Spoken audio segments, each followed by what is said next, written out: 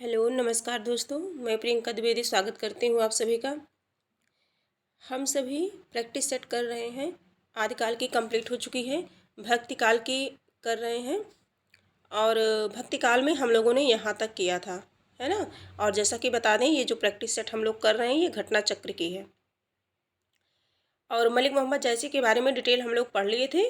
और देखते हैं इनसे जो भी क्वेश्चन बनते हैं, प्रश्न बनते हैं परीक्षा में, उन सभी प्रश्नों को हम देखते हैं। मलिक मोहम्मद जैसी की प्रमुख रचनाएं अखरावत, पद्मावत, आखिरी कलाम, चित्ररेखा, कहरनामा, मसलनामा है। पद्मावत जायसी का प्रबंध काव्य, ये क्वेश्चन बार बार पूछा जाता है। पद्मावत जायसी का प्रबंध काव्य जो शब्द, अर्थ और अलंकृत शैली तीनों दृष्टियों से अनूठा है, शब्द से भी, अर्थ से भी, अलंकृत से भी। यह जैसे कि का सर्वोत्कृष्ट ग्रंथ माना जाता है। आखिरी कलाम में कयामत का वर्णन है। आखिरी कलाम में कयामत का वर्णन है। कयामत का वर्णन किसमें है? तो आखिरी कलाम में। कयामत किसकी रचना है? जैसी की। हिंदी में सूफी काव्य परंपरा के श्रेष्ठ कवि मलिक मोहम्मद जैसी द्वारा रचित कवि के यश का आधार ग्रंथ ही क्या है? पद्मावत है। पद्मावत बहुत फेमस है। पद्मावत की विधा है, प्रश्न देखिए नीचे, पद्मावत की विधा है, किस नंबर का प्रश्न है? तो प्रबंध काव्य ऑप्शन ए, ऑप्शन बी खंड काव्य, ऑप्शन सी मुक्त काव्य, ऑप्शन डी महाकाव्य। तो पद्मावत हमारा क्या है? प्रबंध काव्य है। अगला प्रश्न हम देखते हैं, कहरनामा किसकी रचना है? कहरनामा किसकी रचना है? ऑप्शन ए है मुल्ला दाऊद, ऑप्शन बी है सूरजदास, ऑप्शन सी है कुतुबन, ऑप्शन डी है जैसी। ऑप्शन डी है जैसी। ये 2003 परीक्षा टीजीटी में पूछा हुआ प्रश्न है, 22 नंबर का प्रश्न है। तो कहरनामा किसकी है? जैसी की रचना है। राइट आंसर हमारा डी हो जाएगा, है ना। कयामत का वर्णन जैसी द्वारा रचित काव्य में हुआ है, तो किसमें हुआ है? ऑप्शन ए है Akhrawat, option B Akhiri Kalam, option C Padmavat, option D इनमें से कोई नहीं। तो कयामत का वर्णन किसमें हुआ है? कयामत का वर्णन आखिरी कलाम में, है ना। आखिरी कलाम में कयामत। कयामत का मतलब क्या होता है जानते हैं? प्रलय। प्रलय, ठीक है। प्रलय का वर्णन किसमें है? कयामत का वर्णन किसमें है? तो आखिरी कलाम में। राइट आंसर क्या हो जाएगा? बी हो जाएगा। प्रश्न नंबर 24 है, मलिक मोहम्मद जैसी के प्रसिद्ध प्रबंध काव्य का क्या नाम है? मलिक मोहम्मद जैसी के प्रसिद्ध प्रबंध काव्य का क्या नाम है? तो क्या नाम है? पद्मावत है। पद्मावत नाम है, ठीक है। राइट आंसर बी हो जाएगा। ज़्यादा टाइम इसमें नहीं वेस्ट करते हैं क्योंकि ये ऊपर पढ़ चुके हैं हम लोग। पद्मावत के रचनाकार का नाम है, फिर से उसी से क्वेश्चन बना है। तो पद्मावत के रचनाकार कौन है? मलिक मोहम्मद जैसी है। अगला प्रश्न है, प्रश्न संख्या 26 है, अखरावट काव्य कृति के रचयिता हैं। तो अखरावट, पद्मावत, आखिरी कलाम, है ना, ये सब किसका है? जैसी जी का है। जैसी के सर्वोत्कृष्ट ग्रंथ का क्या नाम है जिससे उन्हें प्रसिद्धि मिली? क्या नाम है? तो पद्मावत नाम है, ठीक। पद्मावत है ऑप्शन ए एक त्रासदी, ऑप्शन बी मुक्तक काव्य, ऑप्शन सी गेय काव्य, ऑप्शन डी आत्म वक्तव्य। तो पद्मावत क्या है? एक त्रासदी है। क्या है? त्रासदी है। राइट आंसर ए हो जाएगा। मलिक मोहम्मद जैसी द्वारा पद्मावत की रचना 1540 ईस्वी में की गई थी। कब हुई थी? 1540 में। पद्मावत अवधी भाषा में लिखा गया है। चूंकि पद्मावत एक प्रेमाख्यान प्रबंध काव्य है। कैसा है? प्रबंध काव्य है, प्रेमाख्यान प्रबंध काव्य है, जिसमें चित्तौड़ के राजा रत्नसेन और सिंघल की राजकुमारी पद्मावती के विवाह एवं विवाहेतर जीवन का चित्रण मार्मिक रूप से किया गया है। राजा रत्नसेन और सिंघल की राजकुमारी पद्मावती, इसीलिए इसे एक त्रासदी माना जाता है। इसीलिए इसे एक त्रासदी माना जाता है। पद्मावत को एक रूपक काव्य भी माना जाता है। इसे खंडों में विभक्त किया गया है। इसमें इसके नायक नायिका तथा अन्य पात्रों का प्रतीकात्मक रूप भी इस प्रकार है। ये बहुत इंपॉर्टेंट है, ये देख लेते हैं। ये पात्र है और ये इसके प्रतीक है। तो पद्मावती किसका प्रतीक है? बुद्धि, परमात्मा, परम सत्ता का प्रतीक है। पद्मावती को क्या माना गया है?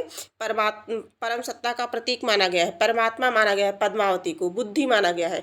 और चित्तौड़ क्या है? शरीर का प्रतीक है। रत्नसेन मन का प्रतीक है। सिंघलदीप हृदय का प्रतीक है। राघव सेन शैतान का प्रतीक है। अलाउद्दीन खिलजी माया का है, ठीक है। और नागमती जो है किसका है? संसार का प्रतीक है। हीरामन तोता गुरु का। एक बार फिर से इसे देखते हैं। चित्तौड़ का प्रतीक क्या है? चित्तौड़ किसका प्रतीक है?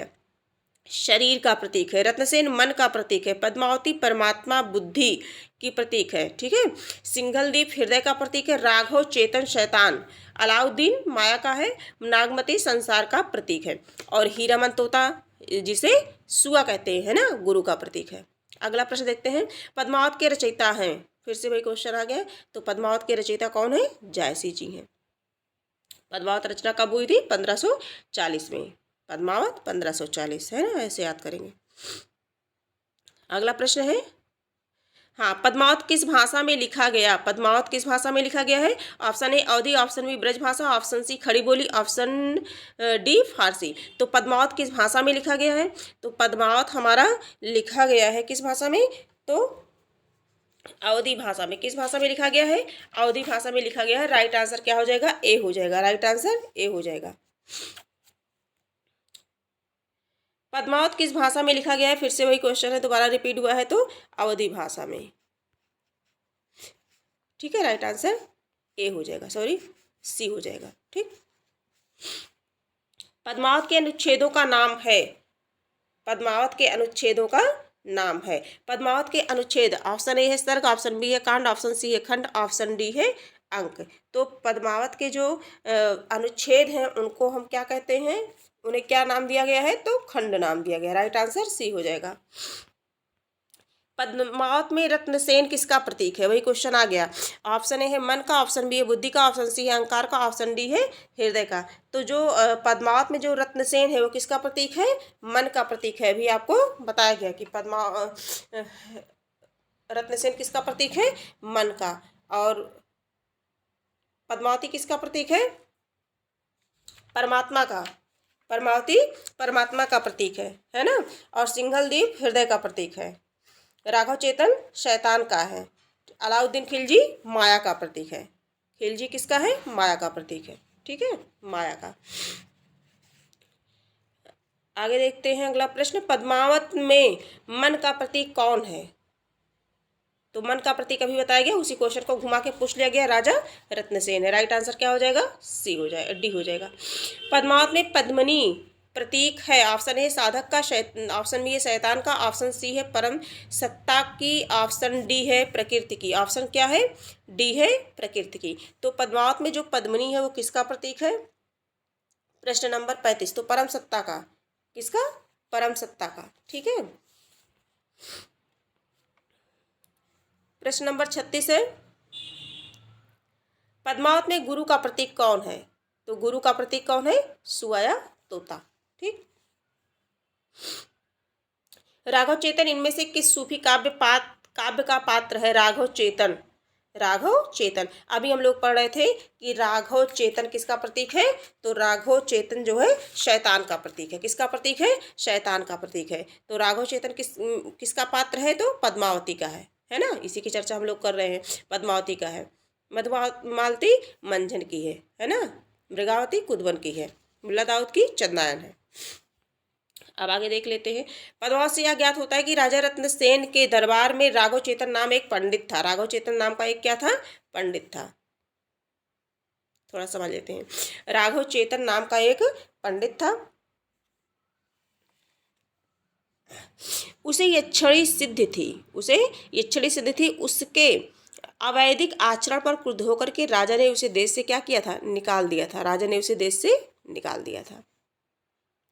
राघव चेतन प्रतिशोध की भावना से दिल्ली चला गया। उसे अलाउद्दीन से पद्मावती के सौंदर्य का क्या किया? वर्णन किया, और वो उस पर क्या हो गया? मोहित हो गया, है ना। आगे अगला प्रश्न है 38 नंबर का। प्रश्न संख्या 38 है, पद्मावत के रत्नसेन की पत्नी का क्या नाम है? ऑप्शन ए है कमलावती, ऑप्शन बी है नागमती, ऑप्शन सी है वेदवती, ऑप्शन डी है मृगावती। तो इसका राइट आंसर सभी जानते होंगे, है ना। पत्नी का क्या नाम है? तो नागमती। क्या है? नागमती। किसमें है? राइट आंसर बी हो जाएगा। पद्मावत के रत्नसेन की पत्नी का नाम नागमती है। राजा रत्नसेन ने हीरामन नामक तोते से पद्मावती के सौंदर्य वर्णन सुन करके सिंघल की ओर चल पड़े और अनेक कठिनाइयों को झेलते हुए पद्मावती से विवाह किया। नागमती और पद्मावती एक साथ चित्तौड़ में रहने लगी। ठीक है। अगला प्रश्न है, इनमें से कौन सी कृति जायसी की अक्षय कीर्ति के आधार पर रची गई है? किसकी? अक्षय कीर्ति के आधार पर रची गई है। ठीक, option A Padmavat, option B है अखरावट, ऑप्शन सी है आखिरी कलाम, ऑप्शन डी है उपर्युक्त सभी। ऑप्शन डी है उपर्युक्त सभी। तो राइट आंसर हमारा क्या हो जाएगा? पद्मावत।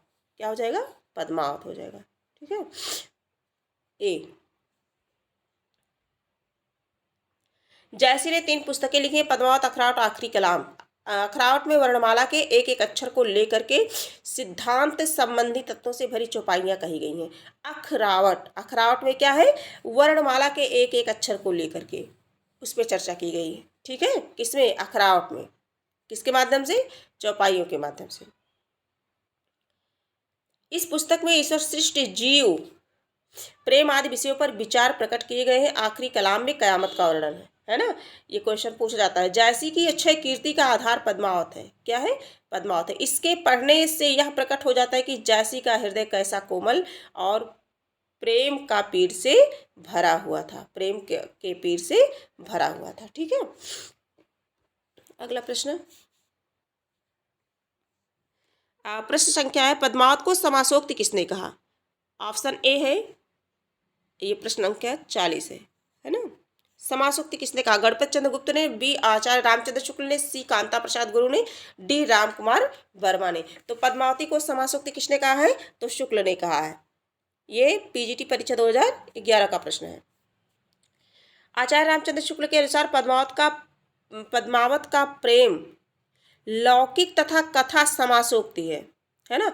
और यह भी कहना ठीक ही है कि पद्मावत का पूर्वराग असंगत है, कारण न वह रूप दर्शन जन्य है और न ही साहचर्य जन्य है। शुक्ल जी भक्ति को हृदय की प्राकृत वृत्ति मानते हैं। क्या मानते हैं? प्राकृत वृत्ति मानते हैं और रहस्यमय ढंग से उपासनोपयोगी निरूपित करते हैं। उनकी दृष्टि से में लौकिक कथा ही प्रमुख है और लौकिक राग ही वर्ण विषय है। तो समासोक्ति किसने कहा? शुक्ल ने कहा। प्रश्न संख्या 41 है, निम्नलिखित में से कौन सा कथन पद्मावत के बारे में सही नहीं है? पूछा गया है, सही नहीं है।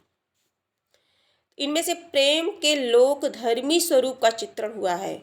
इसमें प्रेम के लोक धर्मी स्वरूप का चित्रण हुआ है। Option number A. Option number B है, इनमें दोहा चौपाई की शैली अपनाई गई है। ऑप्शन सी है, यह भारतीय लोक कथा पर आधारित प्रबंध काव्य है। ऑप्शन डी है, पद्मावत की काव्य शैली प्रौढ़ और गंभीर नहीं है। तो इसमें से जो अशुद्ध प्रश्न है उसी को पूछा गया है। तो इसमें प्रेम के लोक धर्म स्वरूप का चित्रण किया गया है ना। ये भी सही है। इसमें दोहा चौपाई शैली भी अपनाई गई है, ये भी है। यह भारतीय लोक कथा पर प्रबंध काव्य है, अभी हम लोगों ने पढ़ा है ना। पद्मावत की काव्य शैली में प्रौढ़ और गंभीर नहीं है। यही आंसर क्या हो जाएगा? गलत है। और यही हमारे क्वेश्चन के हिसाब से क्या हो जाएगा? राइट आंसर हो जाएगा डी। पद्मावत की काव्य शैली प्रौढ़ और गंभीर नहीं है, यह कथन पद्मावत के संबंध में सही नहीं है। पद्मावत समासोक्त शैली में रचित वलीद मोहम्मद जैसी का प्रमुख ग्रंथ है। यह 57 खंडों में विभक्त है। कितने खंड है इसमें? इसमें जो है 57 खंड है, 57। अवधि का श्रेष्ठ प्रबंध काव्य है। अवधि का श्रेष्ठ काव्य प्रबंध है। ठीक है, तो इस प्रकार से इसका राइट आंसर डी हो जाएगा।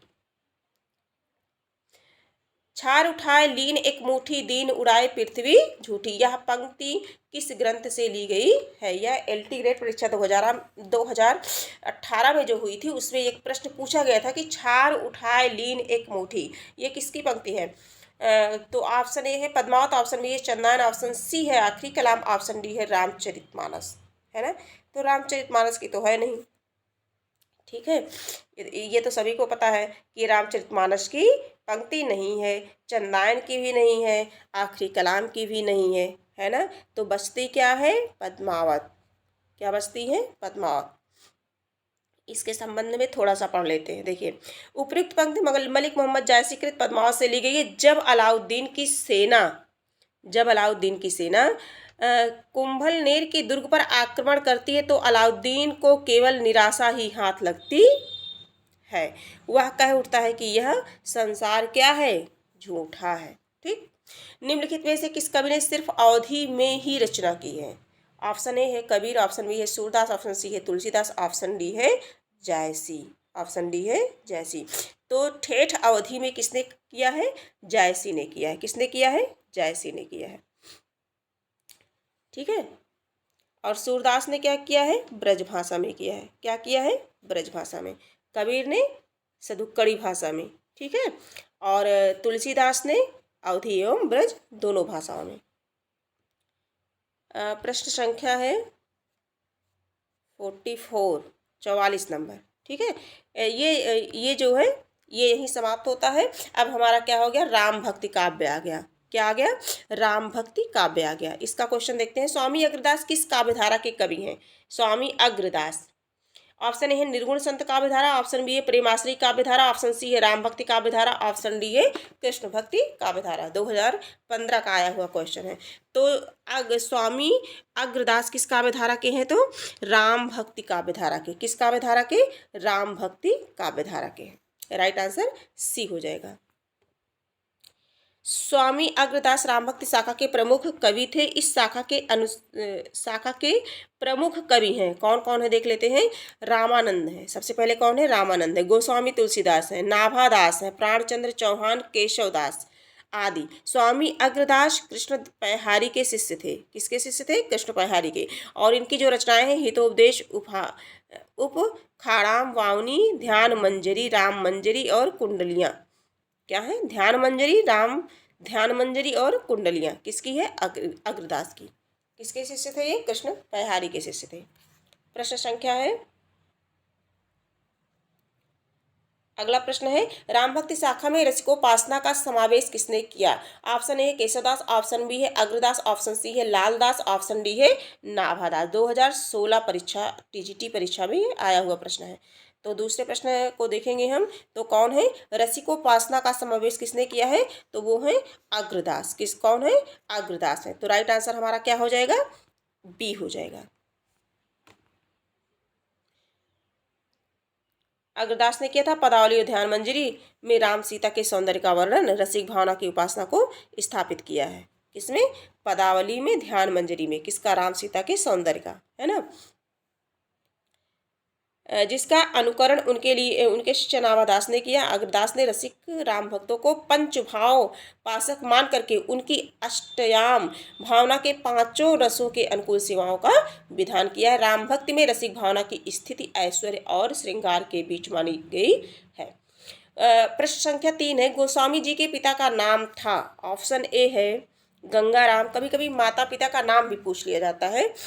और ऑप्शन बी है आत्माराम, ऑप्शन सी है देवतादीन, ऑप्शन डी है इनमें से कोई नहीं, है ना। तो आत्माराम दुबे, गोस्वामी तुलसीदास जी के पिता का नाम क्या था? आत्माराम दुबे। और माता का क्या नाम था? हुलसी। माता का क्या नाम था? हुलसी, हुलसी, है ना। और पिता आत्माराम दुबे। और बाबा नरहर दास ने इनका क्या किया था? पालन पोषण किया था, है ना। और क्योंकि बचपन में ही क्योंकि जो है इनके माता पिता का क्या हो गया था? देहांत हो गया था। और आत्माराम दुबे इनके पिता हैं, हुलसी इनकी माता है। और नरहर दास जो है ने इनका पालन पोषण किया। ज्ञान भक्ति की शिक्षा दीक्षा भी किसने दिया? नरहर दास ने। गोस्वामी जी का विवाह दीनबंधु पाठक की कन्या रत्नावली से हुआ। किससे हुआ? रत्नावली से हुआ, ठीक है। गोद लिए हुलसी फिरे तुलसी सोसुत हो, यह पंक्ति इनमें से किस कवि की है? ऑप्शन ए है प्राणचंद्र चौहान, ऑप्शन बी है नाभादास, ऑप्शन सी है नरोत्तम दास, ऑप्शन डी है रहीम। तो ये किसकी है? रहीम दास की है। किसकी है? रहीम दास की। राइट आंसर क्या हो जाएगा? डी हो जाएगा, ठीक है।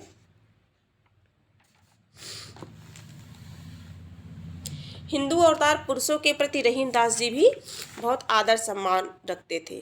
कौन? रहीम दास। किसके प्रति? हिंदुओं के प्रति, है ना। हिंदू अवतारी पुरुषों के प्रति। इसीलिए तुलसीदास और रहीम दास जी के बीच जो है परस्पर क्या हुआ? अवतारवाद पर भी चर्चा हुई। अवतारवाद पर भी चर्चा हुई। किसके बीच? रहीम दास जी के बीच और तुलसीदास जी के बीच, तुलसीदास के बीच, ठीक। दोनों के बीच पत्र व्यवहार भी होता था, है ना। आज के ज़माने की तरह फ़ोन तो था नहीं, तो पत्र व्यवहार दोनों के बीच होता था। एक समय एक ब्राह्मण अपनी कन्या के विवाह हेतु धन की याचना करने गोस्वामी तुलसीदास जी के पास गए। एक बार जो है क्या होता है कि एक ब्राह्मण होते हैं, अपनी कन्या के विवाह के लिए धन की याचना करने के लिए गोस्वामी तुलसी जी के पास आया। उन्होंने दोहे की एक पंक्ति लिख करके उसके हाथ रहीम के पास क्या की, भिजवा दी, है ना। उन्होंने क्या लिखा था, वो जो पंक्ति थी उन्होंने यही लिखा था कि सुरतीय नरतीय नागतीय यह चाहत सब कोय, है ना। ये पंक्तियां किसने लिखी है, तुलसीदास ने। उस ब्राह्मण के हाथ से ये पंक्ति लिख करके क्या किए, रहीमदास के पास भिजवा दिए। तो रहीमदास क्या करते हैं, रहीम ने ब्राह्मण को वांछित धन दिया और दोहे की पूर्ति कर उसे वापस तुलसीदास के पास भेज दिया और कहा, गोद लिए हुलसी फिरे तुलसी सो सुत होय। तो ये सुरतीय नरतीय नागतीय ये तुलसीदास जी की पंक्ति है, और गोद लिए हुलसी फिरे तुलसी सो सुत होय ये किसकी है, रहीमदास जी की है ना। अब तो इस स्टोरी के माध्यम से ये प्रश्न याद हो जाएगा हमेशा के लिए।